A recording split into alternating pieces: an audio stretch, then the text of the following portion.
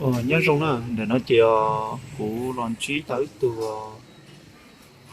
như ta tọ lọ cho tôi là nó đây ạ cũng chỉ bao mà để lúc xưa hồi nó nửa mù và từ lọ thế này nhất là có từ đất mà lúc xưa tại chỉ nó chỉ mình cứ chọn tu hành gì đó nửa lon chế trong đầu phải ít phát chế để nó thì nửa hành động đã chuyển tới ta chỉ xử lý ta chỉ nó chỉ cứ chọn tu này ta sẽ mấy tụi bò nó ăn thì bánh kẹo cho tụi bò nó nên nó này tụi bò nó nên bây giờ sẽ trồng chọc lại thế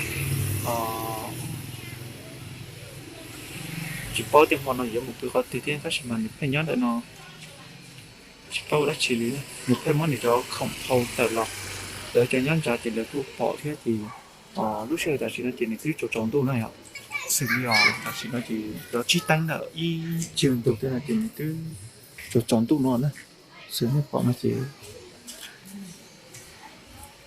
ta sẽ lấy mỗi trên mình tôi không đọc được sắp lấy tôi rồi còn nó thế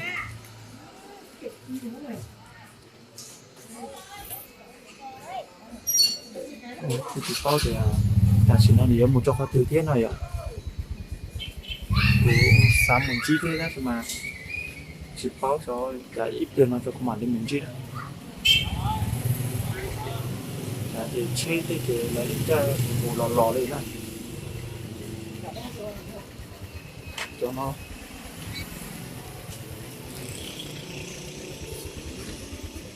cho nhiều chữ chia kia tu hướng chia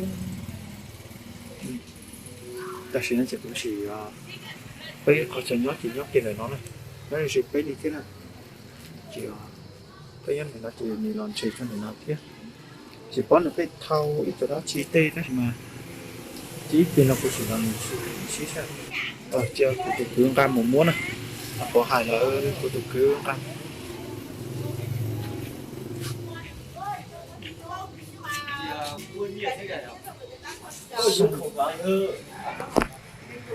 chị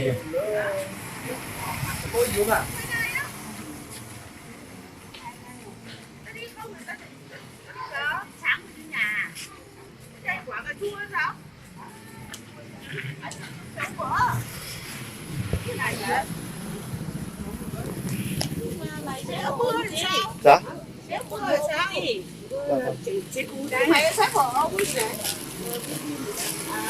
không biết ông ở đây đâu nhỉ? Ông ở bãi Chu Va cơ. Bãi Chu Va. Đấy mình để nó xếp vững này về nhà. Để nó xếp vững này nó không rơi nè. Đấy được rồi, nó xếp vững này. Sao mà về được? Đấy ông thôi thôi. Đây của chị đã đây thầy chị đã. Cầu. Đấy là Mùa anh có ăn được không? Ăn vừa. Cái này bóc nó thể ăn nữa. Ăn thì phải dầm mới được. bác ở cho người Mông chứ nhỉ? Sợ Bác ở cho người Mông chứ nhỉ? ăn sống là sợ Phải cho mì tôm, cho đường vào để cho là bột. ăn sống là sợ ăn hết ra Ra ngoài. Đây là kẹo bánh gì? sao hỏng không? Hỏng có hai đứa sợ hỏng rồi. Rút rồi đây. Đấy nó hỏng rồi Thì giúp cái ba trò từ giờ nó mù chế mà Đây có phải bán cầu